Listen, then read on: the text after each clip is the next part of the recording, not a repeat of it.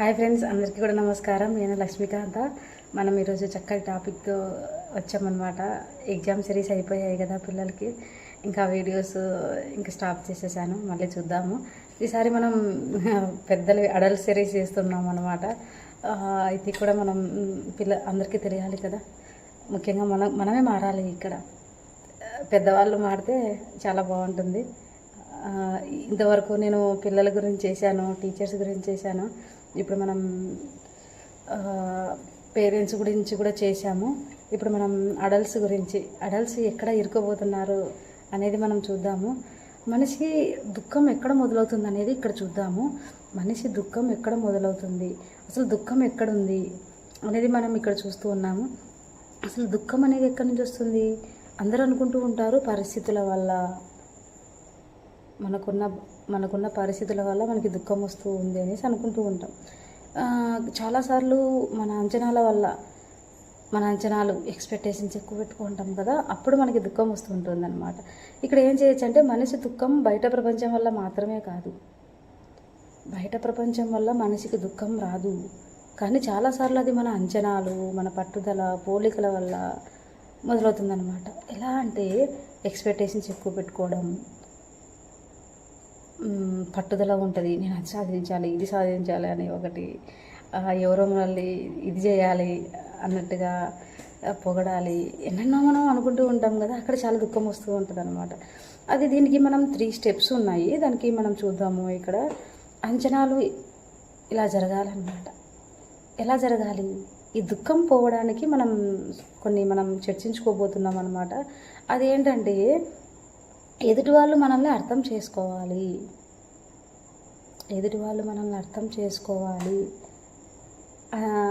అలాగే చాలాసార్లు మన దుఃఖం అంచనాల వల్ల మొదలవుతుంది. నన్ను అర్థం చేసుకోవాలి, నన్ను గౌరవించాలి, నన్ను రెస్పెక్ట్ చేయాలి, అలాగే నా ప్రేమకు విలువనివ్వాలి అన్న చోట ఎక్కువగా మొదలవుతూ ఉంటుందన్నమాట దుఃఖం. అది మనం రెస్పెక్ట్ ఇవ్వలేదనుకోండి, ఒక రకమైన బాధ వస్తూ ఉంటుంది. వీళ్ళని రెస్పెక్ట్ ఇవ్వట్లేదు, నేను తండ్రిని కదా, నేను భార్యను కదా, నేనంటే ఇష్టం లేదా, నేను కుటుంబ పెద్దని ఎంత సంపాదిస్తున్నా, నాకు ఎందుకు విలువ ఇవ్వట్లేదు, అలా ఎక్స్పెక్టేషన్ చేస్తూ ఉంటాను. నేను ఈ స్కూల్కి ప్రిన్సిపల్ కదా, నేను ఈ కాలేజీకి ఇన్ఛార్జర్ కదా, ఎందుకు నాకు రెస్పెక్ట్ ఇవ్వట్లేదు, ఒక ఎక్స్పెక్టేషన్ అనమాట. ఎదుటి వాళ్ళ నుంచి మనం ఎక్స్పెక్ట్ చేస్తున్నాం. అప్పుడు మనం జరగనప్పుడు మనకి ఒక దుఃఖం వస్తూ ఉంటుంది అనమాట, బాధకు గురవుతూ ఉంటాం. ఇదేంటనేది మనం చెక్ చేసుకుందాం ఈరోజు. మన లోపల కూడా అలాంటి ఈగోస్ ఏమైనా ఉంటే మనం చెక్ చేసుకుందాం. ఇక్కడ చాలా వరకు ఏంటంటే, నా ప్రేమకు విలువ ఇవ్వాలి, నన్ను గౌరవించాలి అని చూస్తూ ఉంటాం అనమాట. అక్కడ మనకి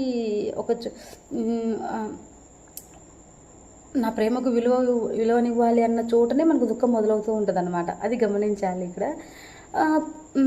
అలాగే అక్కడ బాధ కూడా మొదలవుతుంది కదా. ఇంకొకటి ఏంటంటే, ఫస్ట్ మనం అంచనాలు పెట్టుకుంటాం కదా.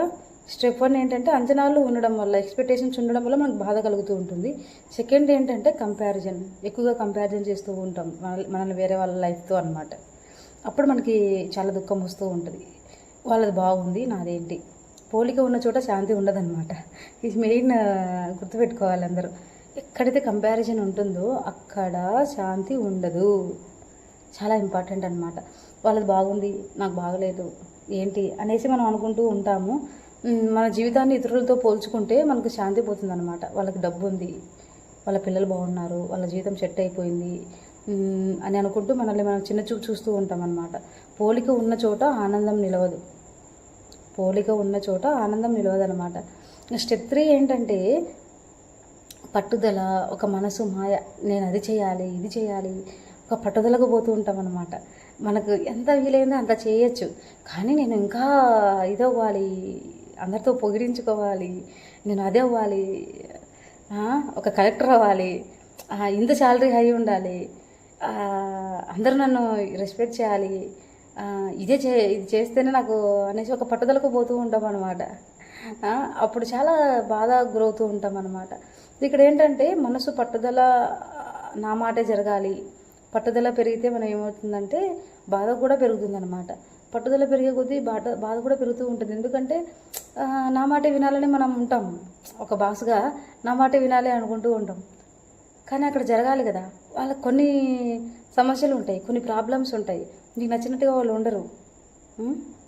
ఒకరోజు వింటారు, రెండో రోజు వింటారు, మూడో రోజు ఇది కాకపోతే ఇంకో జాబ్ చూసుకుంటాం అయ్యా అంటారు. అలా అన్నమాట.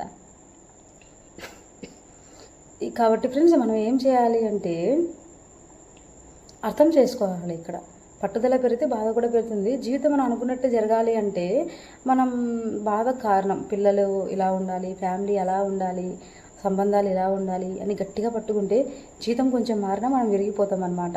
అది పరిస్థితి వల్ల కాదు, మన పట్టుదల వల్ల అనమాట. నా పిల్లల మాట వినాలి, నా భార్య నా మాట వినాలి, ఈ స్కూల్లో అందరు నా మాట వినాలి, కాలేజీలో నా మాట వినాలి, ఒక ఆఫీస్లో ఉన్నామనుకోండి, మనం ఉన్నామనుకోండి అందరూ నా మాటే వినాలి. ఒక బాస్ ఒక ఎంప్లాయీని ఎలా చూస్తారు అలాగనమాట. అలాగే ఒక ఫ్యామిలీ పెద్దగా మనం ఉన్నామనుకోండి, కుటుంబంలో అందరూ నా మాట వినాలి, ఇలా ప్రతిదీ మనం చూస్తూ ఉంటాం అన్నమాట.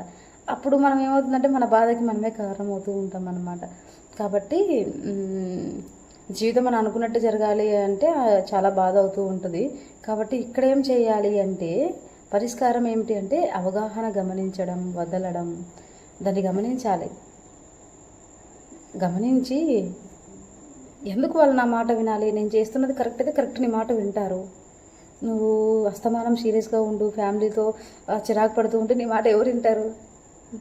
ఒక బాస్గా ఉండి అస్తమానం సీరియస్గా ఉండి వాళ్ళు చెప్పిన పనిని ఎంకరేజ్ చేయకోకుండా వాళ్ళు చేస్తే పనిని ఎప్పుడు ఇదిగా చేస్తూ ఉంటే నీకు ఎవరు మాట వింటారు? కాబట్టి ఫ్రెండ్స్ మనం అర్థం చేసుకోవాలి. ఇక్కడ మనం కూడా వాళ్ళలో కలిసిపోవాలి. కరెక్ట్ అయితే మనం ఫాలో అవ్వాలి. నువ్వు కరెక్ట్గా ఉన్నావు అనుకో, వాళ్ళు నిన్ను ఫాలో పోతారనమాట. అది మనం అర్థం చేసుకోవాలి. అవగాహన పెరగాలి అనమాట, జ్ఞానం రావాలి. ఇక్కడ అర్థమైందా ఫ్రెండ్స్? ఇక్కడ ఏంటంటే అవగాహన, గమనించడం, దాన్ని వదిలేసేయాలన్నమాట. లెట్ గో చేసేయాలి దాన్ని చక్కగా. ఇది ఎప్పుడు వస్తుందంటే మన లోపల మనం రోజు ఇప్పుడు గౌతమ్ బుద్ధుడు ఉన్నాడు, ఎన్నో రోజుల నుంచి ఆయన ఒక గొప్ప రాజు అనమాట. ఎన్నో తరగని ఆస్తులు ఆయన రాజ్యాన్ని వదిలేసి వెళ్ళిపోయాడు.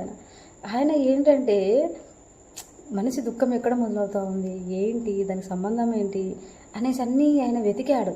బయటంతా వెతికాడు, ఎక్కడ దొరకలేదు. లోపల ప్రయాణం చేశాడు, ఎన్నో సంవత్సరాలు ధ్యానంలో కూర్చున్నాడు. అప్పుడు ఆయనకు ఆన్సర్ వచ్చింది. ఇప్పుడు నేను చెప్పిన పాయింట్లో కూడా ఆయన చెప్పినవే అనమాట. అందరూ అవే. దానివల్లనే మనకు దుఃఖం వస్తుంటుంది. ఒకసారి చెక్ చేసుకోండి, ఇవి ఉన్నాయి అంటే మనకు బాధ వస్తుందని అర్థం అనమాట.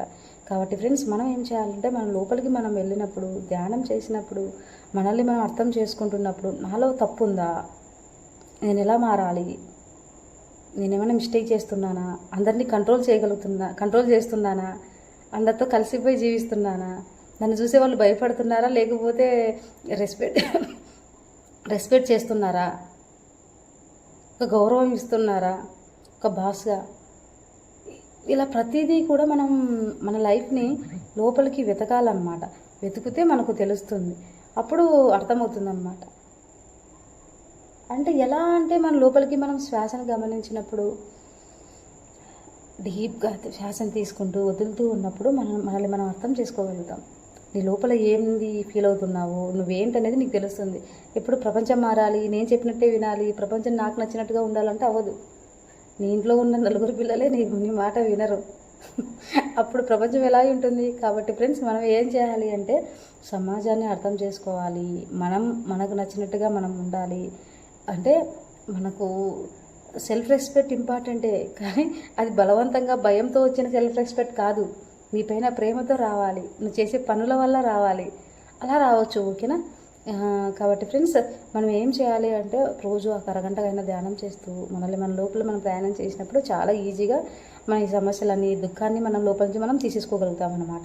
అర్థమవుతుందా ఫ్రెండ్స్? ఇదే అనమాట ఈరోజు నేను టాపిక్ డిస్కస్ చేద్దాం అనుకున్నాను. ఇక్కడ ఏంటంటే పరిష్కారం బయట ప్రపంచం మారడం కాదు, మన లోపల అవగాహన మారాలి. నేను ఎందుకు బాధపడుతున్నానో తెలుసుకోవాలి. అలాగే నిజం కారణం బయట ఉందా, నేనా, నా అంచనాలా, నా పోలికలా, నా పట్టుదలనా, ఈ ప్రశ్న మనలో మొదలైతే అక్కడి నుంచే మార్పు మొదలవుతుంది అన్నమాట. అందరికీ ఉంటుంది ఇక్కడ. ఎవరు మనల్ని మనం తక్కువ అంచనా వేసుకోకూడదు. ఓహో నీ లోపల అది మార్పు ఉంటే మార్చుకోవడం ఇంపార్టెంట్. ఇక్కడ చాలా ఇంపార్టెంట్. మనం కదా దుఃఖపడుతున్నది, ఎదుటి వాళ్ళు కాదు కదా. కాబట్టి మన లోపలికి మనం ప్రయాణం చేస్తేనే అది తెలుస్తుంది అన్నమాట. అర్థమవుతుందా? అలాగే ఏంటంటే మనల్ని బంధించేది ప్రపంచం కాదు, మన అంచనాలు అన్నమాట. బాధ నుంచి బయటపడాలంటే పరిస్థితులు మారాల్సిన అవసరం లేదు. అవగాహన మారాలి, అర్థం చేసుకోవాలి. ఇతరులు ఎలా అర్థం చేసుకుంటాము అంటే, ఓకే నీకు ఇతరుల మీద కోపం వస్తూ ఉంది, ఎందుకు కోపం వస్తూ ఉంది అంటే వాళ్ళు నీకు నచ్చినట్టుగా ఉండట్లేదు, కోపం వస్తూ ఉంది. ఓకే నీకు నచ్చినట్టుగా నీ ఫ్యామిలీ ఉండట్లేదు, ఓకే బాధ కలుగుతూ ఉంది, నీ చెప్పిన మాట వినట్లేదు. సమ్ సిచ్యుయేషన్స్ అలా వస్తాయి మన ఇళ్ళల్లో అనమాట. ఎంత సంపాదించినా డబ్బు నిలవట్లేదు, ఎంత ఫ్యామిలీ కోసం ఇంత చేస్తున్నా నన్ను సహకరించట్లేదు, గ్రేట్ అని చెప్పట్లేదు. ఎంత సంపాదిస్తున్నా నేను నా ఫ్యామిలీ కోసం ఇంత త్యాగం చేస్తున్నా, నా వర్క్ నేను నా శరీరాన్ని నా బ్రెయిన్ని రెస్ట్ లేకుండా నేను జీవిస్తున్నా, నన్ను ఎవరు సపోర్ట్ చేయట్లేదు, నా ఫ్యామిలీని నన్ను గుర్తించట్లేదు, ఈ ప్రపంచం నన్ను గుర్తించట్లేదు అని ఎక్కడెక్కడో కంపారిజన్ చేసుకుంటూ ఆ సిచ్యుయేషన్ని మనం దుఃఖానికి మనం లోనవుతూ ఉంటాం అన్నమాట. అది చాలా తప్పు. మరి గౌతమ్ బుద్ధుడు ఎన్నో వేల మందికి ఆయన ఒక రాజు, ఆయన ఏమైనా నన్ను గుర్తించండి అన్నారా? సన్యాసం తీసుకొని ఒక డ్రెస్ అది యూనిఫామ్ వేసుకొని ఎక్కడికి వెళ్ళిపోయి ధ్యానం చేసుకున్నాడు. ఆయన గుర్తింపు అవసరం ఉందా? మరి ఈరోజు అందరిళ్ళల్లో ఆయన ధ్యానం యొక్క ముద్రలు ఇలా కూర్చొని ఆయన యొక్క ఫోటోని, ఆయన యొక్క ధ్యానం యొక్క ఆయన యొక్క ఇమేజ్ ఏదైతే ఉంటుందో అందరిళ్ళల్లో పెట్టుకున్నారు. ఎందుకు పెట్టుకున్నారు?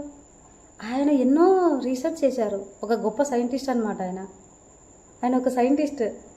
ఇది ఎందుకు వస్తూ ఉంది, మనిషిలో దుఃఖము ఎందుకు బాధ కలుగుతూ ఉందని ఎంతో రీసెర్చ్ చేశారు. ఆయన అందించిందే ఈరోజు మనం కాబట్టి ఆయన్ని ఒక పూజించారు ఆయన్ని. కానీ ఆయన ఆదర్శంగా తీసుకుంటాం మనం, అర్థమవుతుందో? ఆయన్ని మనం ఆదర్శంగా తీసుకుంటున్నప్పుడు మనం హ్యాపీగా ఉంటాం అనమాట. మనం ఇంట్లో పెట్టి షోకేస్ లాగా గౌతమ్ బుద్ధుడిని పెట్టుకోవడం కాదు, ఆయన చెప్పిన మార్గాన్ని మనం అనుసరించాలి. ఇక్కడ అదే అనమాట. ఆయన్ని మనం ఆయన చెప్పిన మార్గం, ఆయన చెప్పిన సిద్ధాంతాలు విన్నా కూడా మనకు చాలా ప్రశాంతంగా అనిపిస్తూ ఉంటుంది. ఈ మాయలో ఇరుక్కోవడం మనం కొంచెం మెల్లగా మనం ఏదైతే మాయ ఉంటుందో కొంచెంగా అర్థం చేసుకుంటాం అన్నమాట. కాబట్టి ఫ్రెండ్స్, అందరూ కూడా ఈ దుఃఖం నుంచి బయటికి పడాలి అంటే ఈ 3 స్టెప్పులు ఫాలో అవ్వాలి. ఎక్స్పెక్టేషన్స్ ఉండకూడదు, అలాగే కంపారిజన్ ఉండకూడదు, అలాగే 3 స్టెప్ చెప్పాను కదా. 3వ స్టెప్ ఏంటంటే